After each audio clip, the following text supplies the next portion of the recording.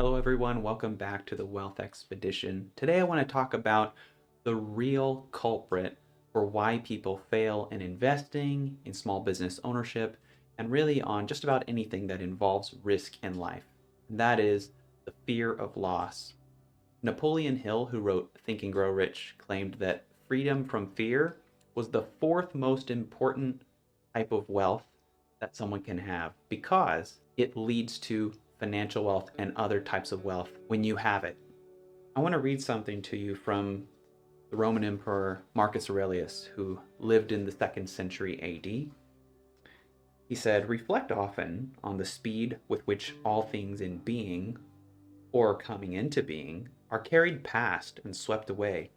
Existence is like a river in ceaseless flow, its actions a constant succession of change, its causes innumerable in their variety. Scarcely anything stands still, even what is most immediate. Reflect too on the yawning gulf of past and future time, in which all things vanish.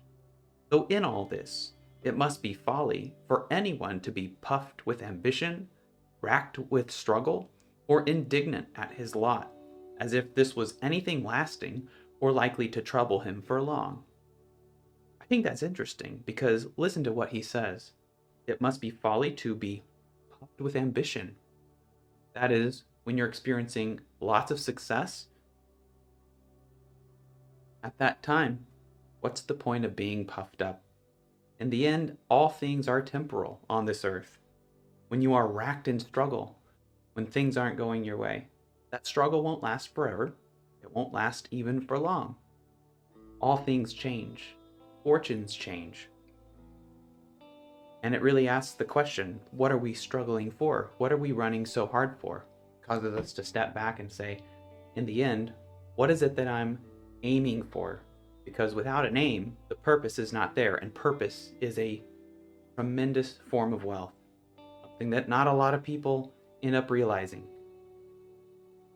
When it comes to success in investing, entrepreneurship, or even budgeting, your success comes down to these things: your willingness to take on risk. And that means risk of loss, it means risk of failure.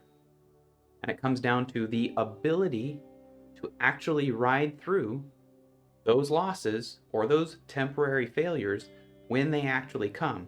The one is the decision to actually take on risk, and the other is the decision to stick to the plan or to pivot the plan if something materially changes that warrants it to be changed. Now, that doesn't always happen in the investment world. In the investment world, things don't materially change very often with our goals, with our aims. So there are times when we want to change our strategy, but not very often. Most people give up a lot of return because they're constantly changing their risk. One of the keys to being invested properly and succeeding in wealth accumulation through investing is sticking to a strategy that you know works. Investing is a lot more systematic than it is guessing. There is some guessing involved, of course, and obviously we want that to be intelligent guesses, intelligent estimates, but it's much more systematic than most people know or believe. If you can stick to that system, you can stick to that theory, which plays out over time, you will succeed. But most people don't do that. Most people are second guessing themselves. They're allowing fear and greed to control their minds, and they don't always recognize it. In fact, most of the time they don't. Most of the time they see it as strategic, and they have overconfidence in their ability to forecast what's going to happen.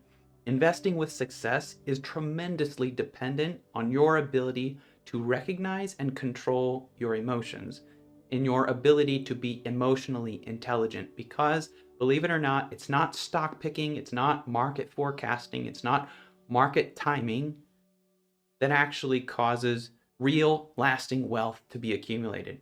It's the ability to stick to a proven plan and the ability to take on risk when it's proper to do so.